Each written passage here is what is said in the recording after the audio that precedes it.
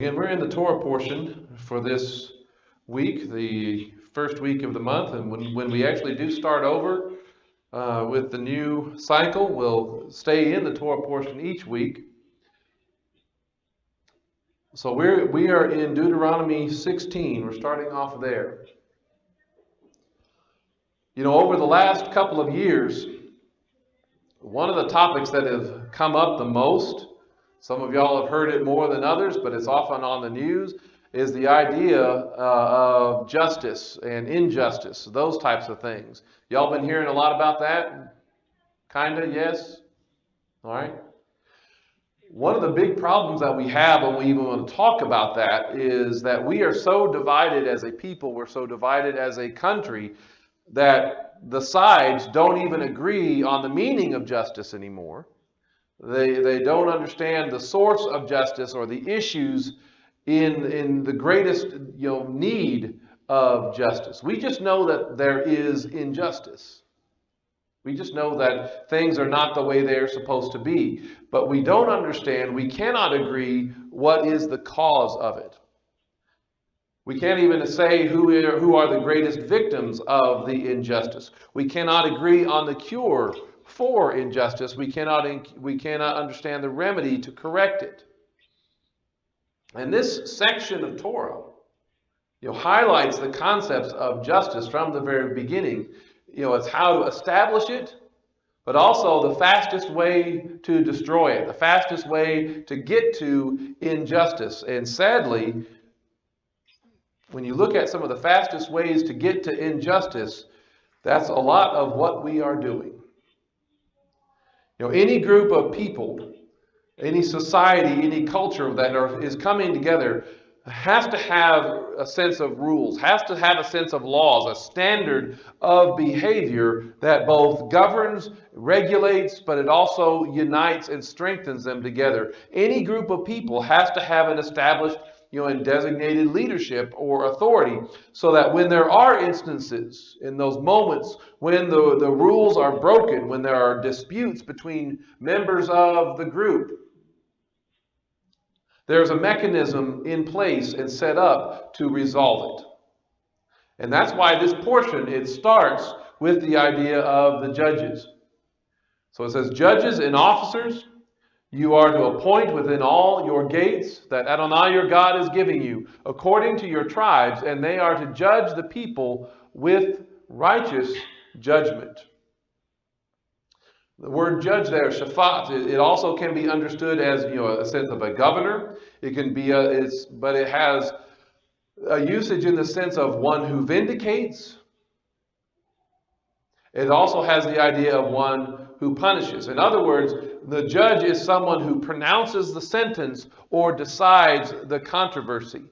When it talks about the judges and officers or the official, it comes from when you look at it in the Strongs and such, it talks about it being an unused root, which means it's not something that repeats very often, but it likely means to write.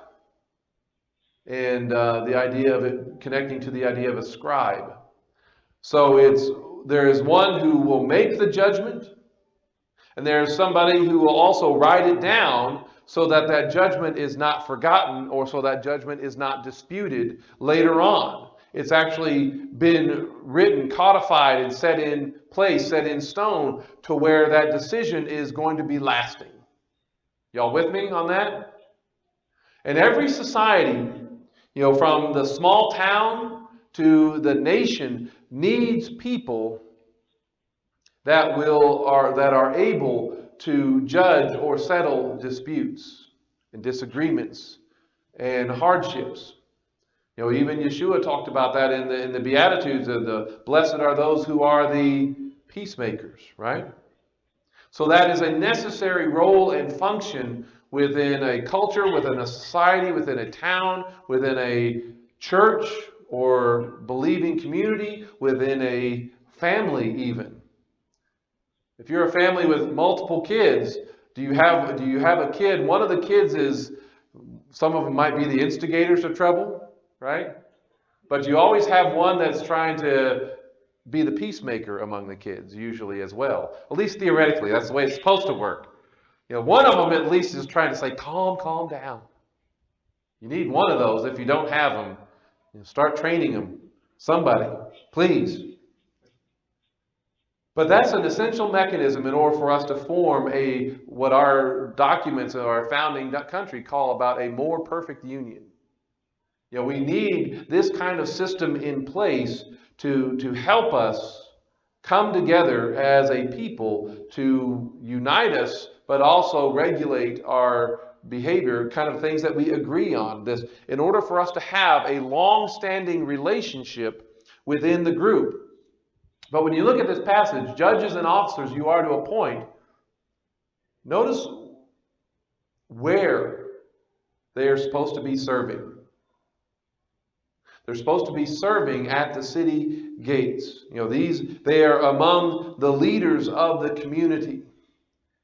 In other words, there's different scriptures that talk about the men that are sitting there at the gate that hear and talk about agreements, binding situations, and when there's a transactions, they serve as witnesses and different things like that. But they are serving there among the leaders of the community. And so one thing that this tells us, since they're there at the gates, that leadership is not just about strength. It's not just about military victory. It's not even just about charisma or personality, but it's also supposed to include wisdom. It's supposed to include the ability to reason and make decisions. And they serve at the gates. Again, especially in towns in this day, the gates are where all of the traffic comes through, in order to get into the community. Everything that comes, everything that goes is going to be directed through the gates so that what is coming in, what's going out can be seen, can be somewhat inspected or kept an eye on. It's at the gates that many troubling situations can be stopped before they ever happen, before they ever get into the community. It's at those gates that should be put a stop to. And gates suggest walls. Gates suggest a barrier of some kind that intentionally restricts access and also focuses it toward a particular point of entry. The gates, are equivalent to the border of a nation. They're equivalent to the front door of your house, right? How many of y'all want to live where you're just underneath a roof, but everything is wide open and anybody can come in anytime they want to? Don't sign me up for that one, all right? So the gates are equivalent to those kind of things, the border of a nation or the front door of your house. And part of the wisdom of the gates, again, is preventing trouble from entering the city in the first place, just like the door to your house restricts what comes in.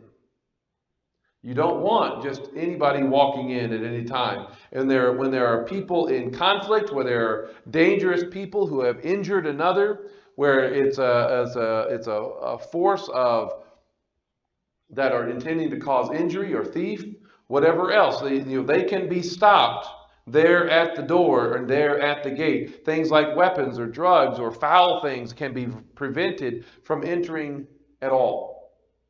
So those walls, those barriers, those fences, those borders are all primarily intended to keep the trouble out. But if something or someone is let in, it is after a type of examination. It's after an intentional and purposeful inspection of those things. And if they are not here to cause trouble, hey, come on in. But gates don't just stop who is coming in. They also can restrict who leaves, right? If there's a conflict or injury or a crime inside the city, you think about this inside the nation. If somebody does something here in this country, what do they often try to do? They try to flee to another country, right? To get out, to authorities who aren't looking for them, right? But if there's conflict or there's injury, there's crime inside the city, if they make it through the gate, once they leave, you may never see them again. Disputes need to be settled before everybody leaves, before you lose track of them, before evidence is lost, before memories fade. Those gates are essentially there to keep things out, but also make sure that before something leaves, there's no trouble, there's no issue, there's no problem. Right? The gates are essentially where the seat of government and justice is supposed to be. It's supposed to be there at the gates, where all the traffic is coming past. And that is the opposite of how we do things today when we design our cities and towns. Where do we typically put the government? Where do we typically put the courthouse in our communities? Where? In the center. Right? We usually put them all in the center of our cities and towns. Downtown, right here. The courthouse is like right across the street from this building. But the thing is, the external problems, the threats that are out there, especially back in this day when they were literal, bands of marauders and armies and things that were coming through, all of those external problems and threats, they have to work all their way through the town before it can ever get to the seat of power. Y'all realize that? We are kind of, the outskirts of the town are kind of the cannon fodder for those that are invading into the place. The seats of power are the last things threatened. They are the things that are most protected.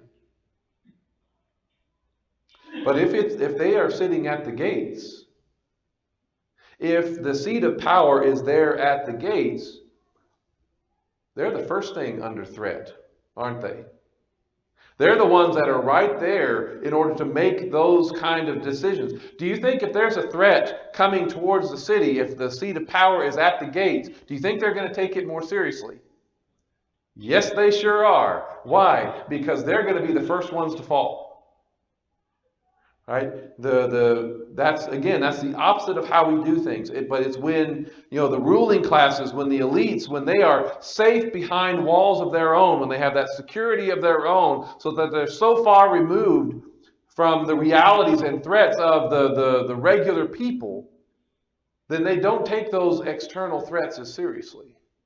I mean, does that sound familiar to anything going on in our day? See, it's when it's at the center that it can be, these problems and situations, it's kind of out of sight and out of mind and out of touch. You hear that in the news and things with, energy crisis, gas prices.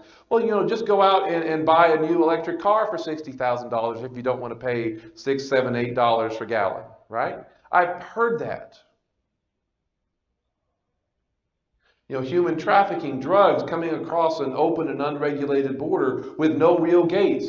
It can't really be that bad because I can't see it from my window in Washington. Right? When they're far removed from the situation, then they don't really take it as seriously.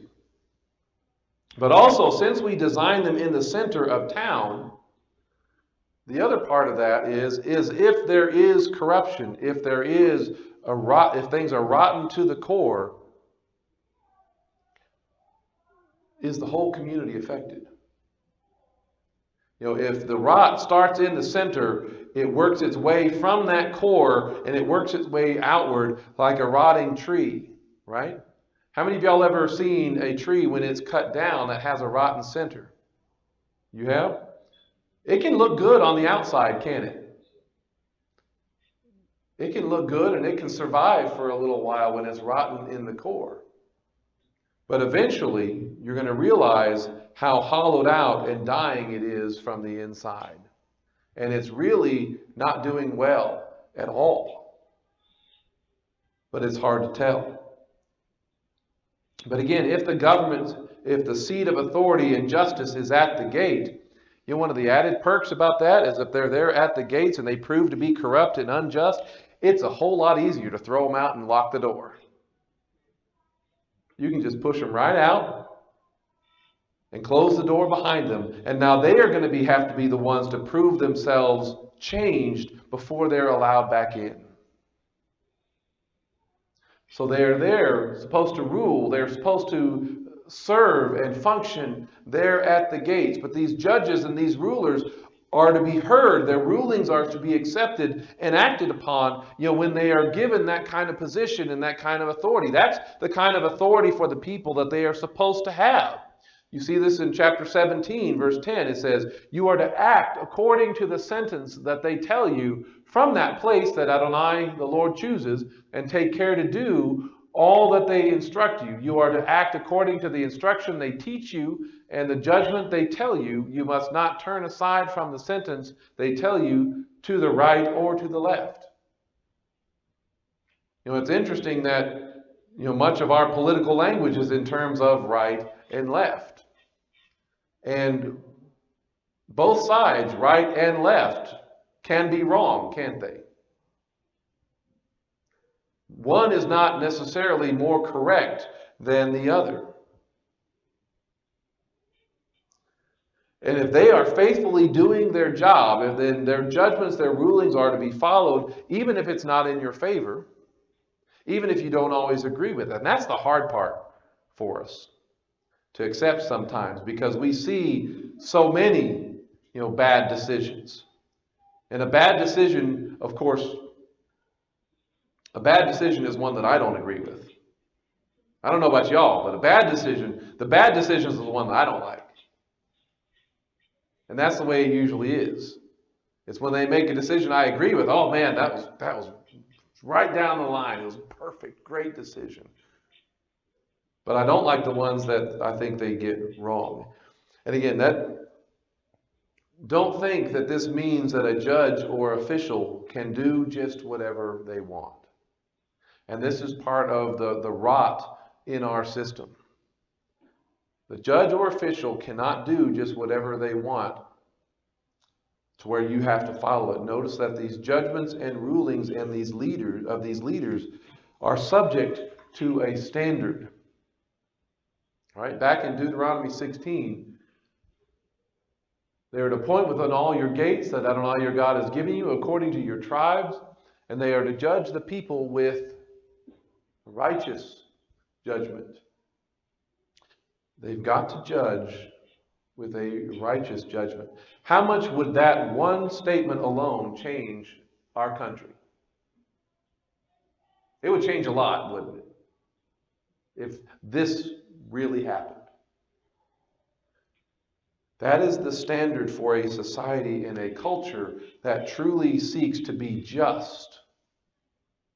Is righteous judgment. And it's righteous as determined by who? Whoever happens to be in power at the moment? Is that what determines righteousness? I hope not. Because that swings pretty far back and forth, doesn't it? From one side to the other, to the right or to the left. A different administration can have a totally different understanding of what is righteous and unrighteous. So righteousness is something that has to be determined by a standard that doesn't swing back and forth. It's determined, righteousness is determined by God himself, as revealed through his word, through the Torah. Righteousness is what God looks at and how he determines whether a ruling is good or not. He looks at his standard more than he looks at our Constitution. If you remember, you might not have been here it was a month or so ago now when I talked about legalism. Remember, most people define legalism and understand legalism as, anything beyond what I'm comfortable doing on my own in my walk of faith. If it's beyond what I'm comfortable doing, then that's legalism. Because we typically put where I'm at, what I'm doing, that's usually the standard for what clearly I'm doing everything right. And if you say I should also be doing this, well, you're being a legalist. But the way we need to understand legalism, we need to understand legalism as any other law, any other rule, any other way of life other than the king's law. anything other than his is being a legalist. Because his ways and his laws, his Torah, that's not legalism. It's when there's a modification. It's when there's an addition or a subtraction by someone who isn't authorized to make it. That's legalism. You have set up a new law and a new standard. So these judges are authorized by the word to make these rulings on disputes. That's built into the system. That's why, they are supposed to be taken seriously. But in order to qualify as a righteous judgment, it has to be consistent with his word. It has to be consistent with his Torah. Because the fastest path to injustice for a culture, for a society, for a family, is to distance yourself from God's word. It doesn't matter what level you're talking about. Your family, your community, your country. The fastest path to injustice and decay and destruction is the greater distance from his word. So the fastest path is loving something or someone else more than God himself. When you love something more than him, when you want something more than him, when you desire and seek something in your life more than him, that is part of that fast track to get you to a place of injustice. And when you look at a culture, when you watch even the news in our day, one of the things that we hear most about is the state of the economy, right? We hear about inflation. We hear about all these kind of things. And we're all focused on those kind of things because one of the things that people love more than God is money. Remember, it's not money that is the root of all evil, but it is rather the love of money that's the root of all evil. Timothy talks about that. Paul tells that to Timothy. He says, those who want to be rich fall into temptation and a trap and many foolish and harmful desires that plunge men into ruin and destruction. It's not having that stuff, but oftentimes it's the want to that's the bigger problem. It says, for the love of money is the root of all kinds of evil. Some, longing for it, have gone astray from the faith. So the desire for that wealth and riches can ruin your faith, can it? And has pierced themselves through with many sorrows. But you, O man of God, flee from these things and pursue righteousness, godliness, faithfulness, love, perseverance, and gentleness. Right? The want to be is what is so dangerous. Because you begin to want that more than you want God. It can cause people to compromise in order to satisfy that want to. And he calls it a trap and a ruin. And it leads to destruction. And that can be true even if you attain that increased wealth that you want. It can still be a trap. It can still lead to your ruin. It can still lead to your destruction. There are so many people that have attained wealth, especially suddenly. You think about people who win great amounts of money in the lottery or whatever else like that. And they may attain all of this thing, but they lose everything else. Some of them are bankrupt within 5 years. Some of them have lost their faith. They've lost their family. They've even lost their freedom because now all of a sudden they think they can get away with things that they couldn't do before. And even justice can be affected by the lure of money. And we are seeing that at work in our country today. Deuteronomy 16:19, right after he's talking about them serving at the city gates, he says, you are not to twist justice. You must not show partiality or take a bribe, for a bribe blinds the eyes of the wise and distorts the words of the righteous. Twisted, that idea means talking about distorted or denial of justice. It literally means to stretch it out. It means to go further than it can or it should. Right? Anybody, when you were younger, when you were maybe not always the brightest, and you have those rubber bands that may come on the old newspaper and you start pulling on them and stretching them, what's going to happen eventually? It's going to hurt. right? You keep pulling on it, you keep stretching on it, it's going to pop, and you're going to feel it somewhere.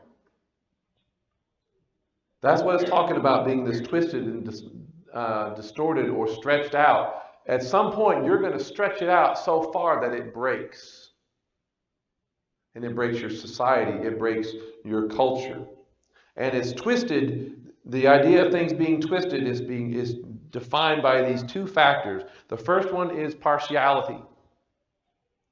Partiality is when there is like favoritism, when there is, well, I don't know if we see anything like this today, so you just let me know if I'm wrong. But is there such a thing as a two-tiered justice system? Where some are favored and given special treatment, and there are some that never seem to get in trouble no matter what they do. And there are others who get in trouble no matter what they do. See, we see partiality. We see favoritism even now in our political classes. We see that kind of partiality on racial lines. But we're not supposed to show, our justice system is not supposed to show partiality to the rich or to the poor. You don't show partiality to friends, relatives, or neighbors, or family, or people you like versus those that you don't. You don't show partiality based on race, for or against. That twists and stretches justice, doesn't it? And it leads a culture to a breaking point. The second way to distort justice is also pretty common. You showing partiality, or there's the idea of the bribe. If you happen to have a judge who wants to be rich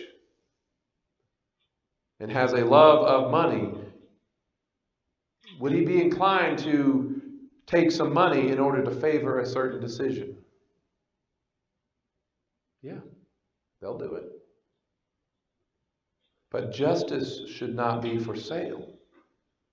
Wealth does not make right, or the ability to hire the most expensive lawyer doesn't make somebody not guilty. Right?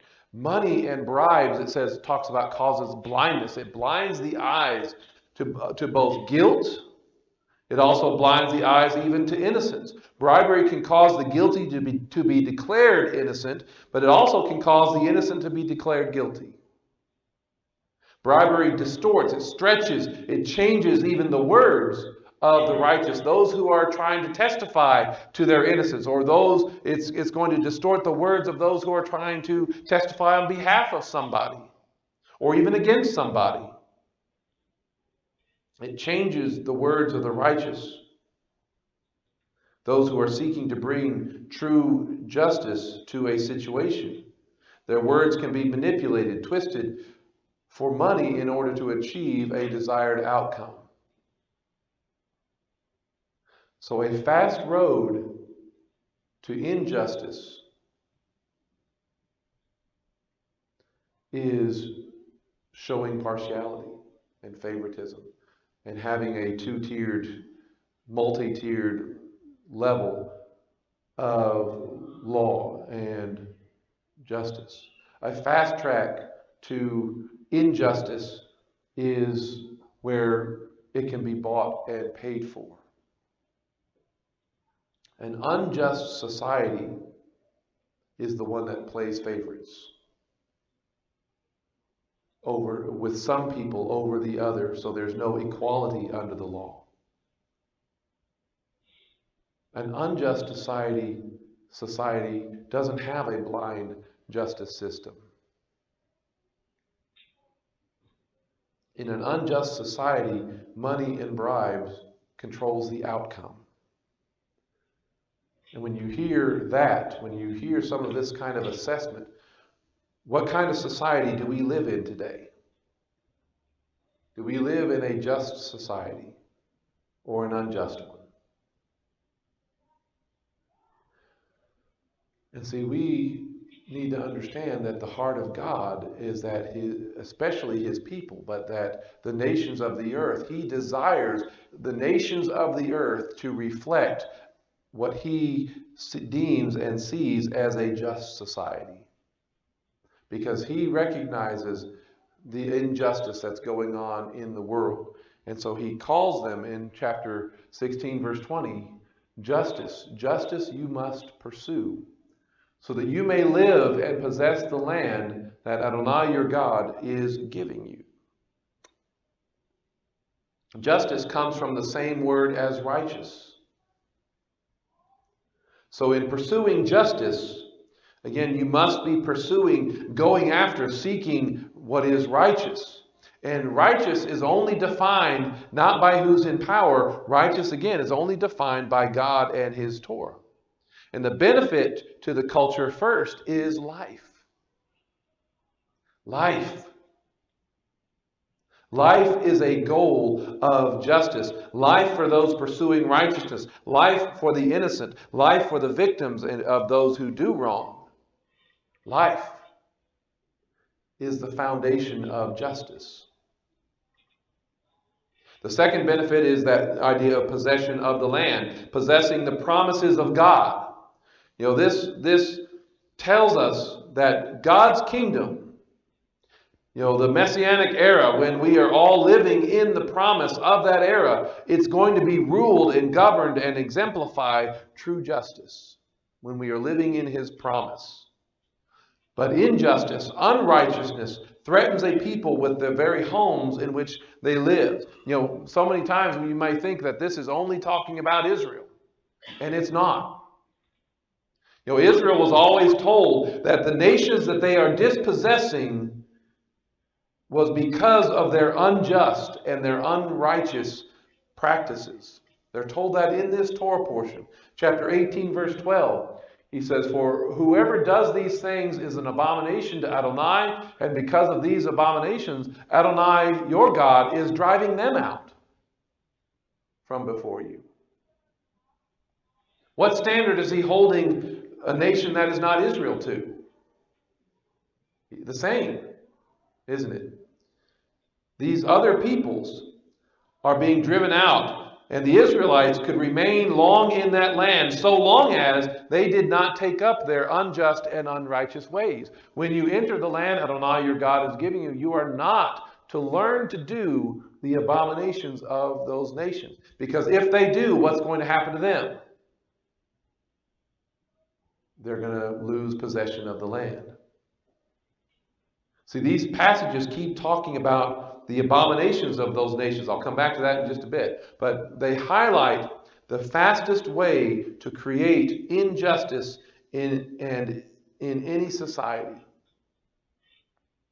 Again, we've talked about bribes. We've talked about favoritism. But really, the fastest way is idolatry and the worship of other gods. Any culture that worships another god or mixes another form of worship and puts it along the side of the true God will quickly abandon justice because they are losing righteousness and abandoning the ways of the Torah of God. Back in chapter 16, verse 20, where it says, justice, justice you must pursue so that you may live and possess the land that Adonai your God is giving you. The very first thing he mentions after that is worship. You are not to establish or plant for yourself an Asherah pole of any kind of wood beside the altar of Adonai your God that you make for yourself. Nor are you to set up a pillar for yourself. Adonai your God hates this. So it's not that they are abandoning the worship of God, are they? They still have the altar. They're still putting it in the place that God has told them to. They were taking the Asherah pole, an object of worship to a pagan god, and they were placing it right next to the altar of God. The Asherah, or Astarte, is a Canaanite goddess that was supposed to be the consort or the wife of Baal. They could argue, we're not abandoning the worship of the Lord, of Adonai. We're just adding another one, kind of just in case. In fact, we're trying to get the God of Abraham, Isaac, and Jacob a wife. That's how they really look at it. The Asherah pole right next to the altar is saying, look, here's a consort for you. Here is a wife for our God, not realizing that who is supposed to be his bride? Israel is supposed to be that bride. They were almost acting as if they were bringing Hagar to their husband. That's not the best outcome for things. They were mixing this pagan practice and thinking that God wouldn't care or he wouldn't notice. And so a culture that does this kind of mixing of God, of true worship of God with all of these pagan practices, they are no longer on the path of justice. They're no longer pursuing justice and righteousness. They are pursuing another king's law. Because their king would not allow this. He hates this kind of thing. That's his word. That's his law. He hates that kind of mixing. And they may not think it's a big deal. The ones in power, the rulers in power may think it's okay to do this. They may think it's only a small compromise. But they suddenly find themselves abandoning God and his ways entirely. Especially the idea of proper worship. It's no accident, I should say. When you're here looking at Deuteronomy chapter 16, and this Torah portion started in verse 18, what's in the section before all of this? Do y'all remember? The end of last week's Torah portion? When you look at that, all of those things from verses 1 through 17 is all talking about the feasts of the Lord. They're talking about the pilgrimage feasts. Because if they're willing to put an Asherah pole next to the altar of God and compromise on that, they'll suddenly find their allegiance to those feast days that were just in the section before kind of lessens a little bit. They'll suddenly even find themselves with a new calendar with new festivals. Doesn't that sound great? Some new ones that we can just kind of add to. Festivals with other requirements and other sacrifices, such as what those nations, surprisingly enough, what do you know? They're doing exactly what the nations that were there before them started to do. And you look at the injustice that one idolatrous compromise can bring to a people, and ask yourself if these can be seen in our nation. It's going back in here. So when you enter the land that Adonai your God is giving you, this is back in chapter 18. You are not to learn to do the abominations of those nations. There must not be found among you anyone who makes his son or daughter pass through the fire. See, by putting that Asherah pole up there next to the altar, guess what else they were putting on that altar? Their sons and their daughters.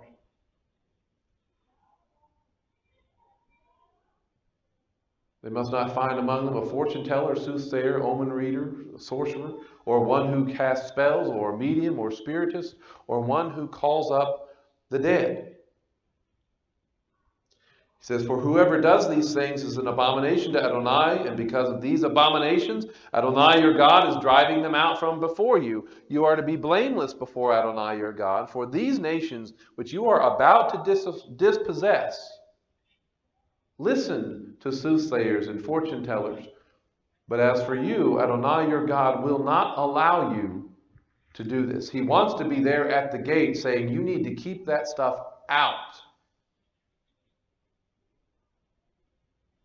And if you want to be a just society, you're going to keep those things out. All of those things, would you say they're common here in America? All these kind of things? Can we see these even in our own town? Yeah, they're not far. We're right down the street. And if you don't think that we have child sacrifice as a religious observance, boy, you have not been listening lately.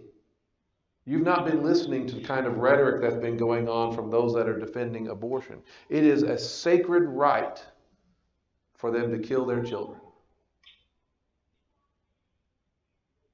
And again, notice that God held the pagan nations to the same standard that he was holding Israel. He was holding them. He was not treating them any differently.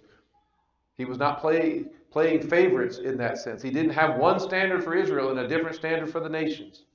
Those pagan nations lost their land just like Israel would also lose their own for the same reasons. And if these things are established right alongside the altar, right alongside the worship of the true God, if these things are right there in the same town, on the same street as a meeting place of God's people, are we a just or an unjust society? Again, we are unjust. And are we in danger of losing the land that we occupy? Yes, we are. And would God be justified? Would he be right in taking it from us? Yes, he would. It's not wrong when we hear people around this country, when you hear people on the political left or the political right, it is not wrong when many in our nation are calling America an unjust nation. The leftists are correct when they say that. The conservatives are correct when they say that. Even though they may be pointing to different things, they may be pointing to different issues, they're both right. They're both correct. And they are both proposing various cures, aren't they, to fix what is genuine injustice going on out there. You know, if we just elect the right people, or if we just get the right court decisions, if we just get the right policies, if we just implement, the ESG kind of stuff, or if we just cut the right taxes, if we just put the right people in jail, neither of them understand the situation. Neither of them see the right cure. The right cure is repentance and return to his Torah, to his ways, to his righteousness. That is the only cure that will make us a just society. So many think that an election is going to save them. And as things currently are, we need to understand that that is fundamentally false. The only way an election is going to change any of that is if we start holding all of these candidates, if we start holding all of these people who are running for office to the standard that the king is held to here in this Torah portion. Y'all remember this? If you looked at it, Deuteronomy 17, verse 16. Talking about the king, it says he should not multiply horses for himself or make the people return to Egypt to multiply horses, because Adonai has said to you, you must never go back that way again. Nor should he multiply wives for himself, so that his heart does not turn aside, nor multiply much silver and gold for himself. In other words, no politician's standards of living should elevate or into extravagance of indulgence, right? Whether it includes hobbies or luxury or power. Horses represents both. Horses can be a very expensive pastime, can't they?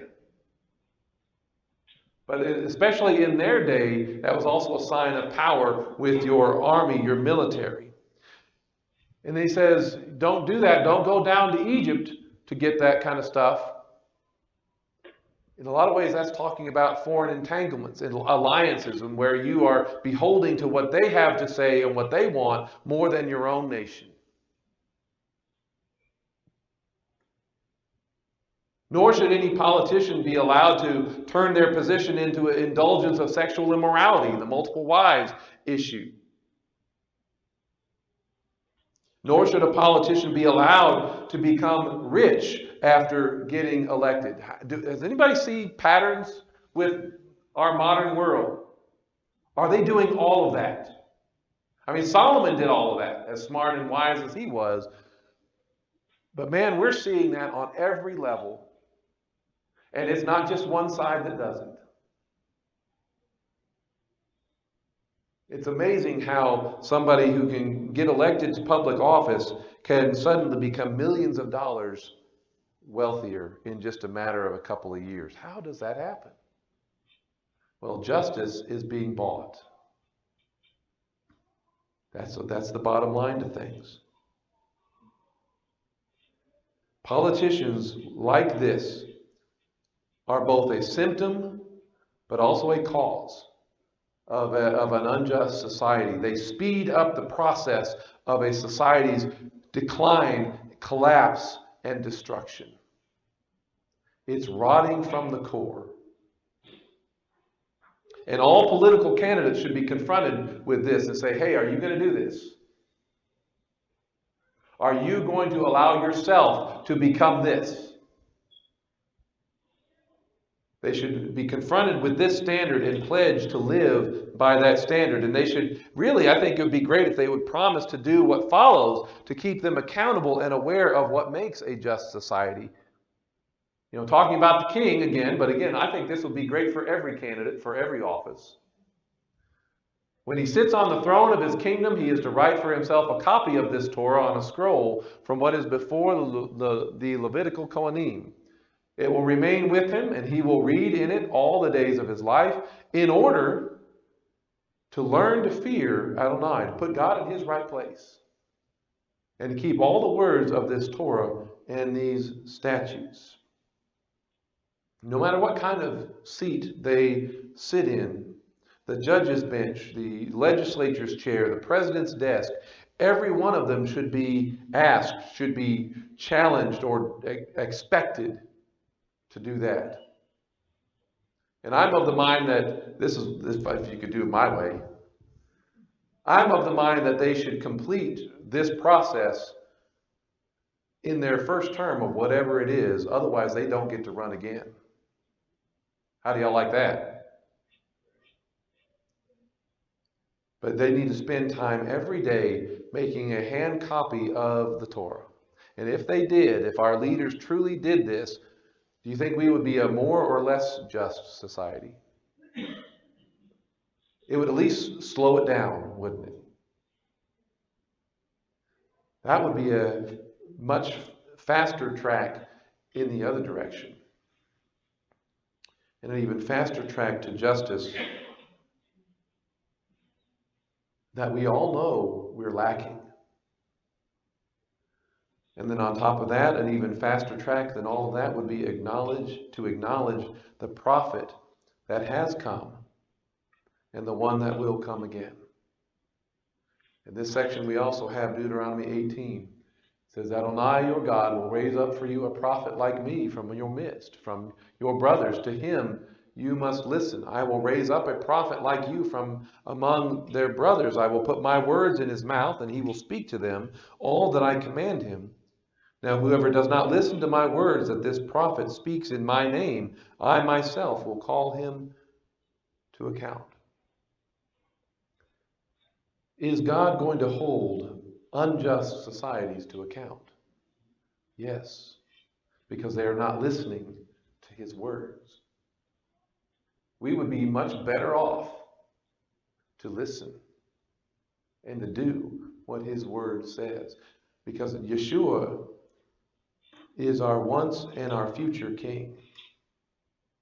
You know, his laws will one day govern not just a small tract of land in the Middle East. His laws, his Torah will one day govern the whole earth. But we're not there yet, are we? And we have a bit of a say of where things are in our nation right now. So, and since his rule and his reign is not over all of the earth, then on some level all nations are unjust, are they not? Because his laws are not in place. But for us, His Torah, His laws, shouldn't that be governing us? Isn't the kingdom supposed to be alive in here? So His Torah, His laws, what should be governing us? And so then we need to strive to live by them in our homes, in our families, even if our nation does not.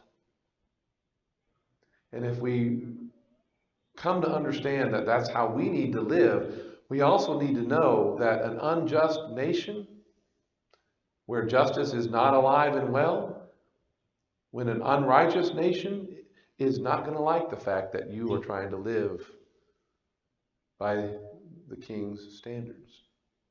They're going to think it's strange that you don't, as Peter talks about it, plunge with them in the same flood of dissipation. And so they heap abuse upon you. We got to understand that that's the nature of the injustice that we still live in. Because an unjust society doesn't want you to live by anybody else's laws but their own. They are tolerant of everybody who agrees with them and intolerant of everybody who wants to live in a different way. Because it really does hate the king's Torah. In fact, it hated and crucified him. That's how the world responded to someone coming along and saying, let me show you what justice really is. But his willingness to die in an unjust world, by an unjust system, is what actually saved us and prepared the way for that just system to be made real and alive and come in power and in glory. And that's what we have to look forward to. Amen.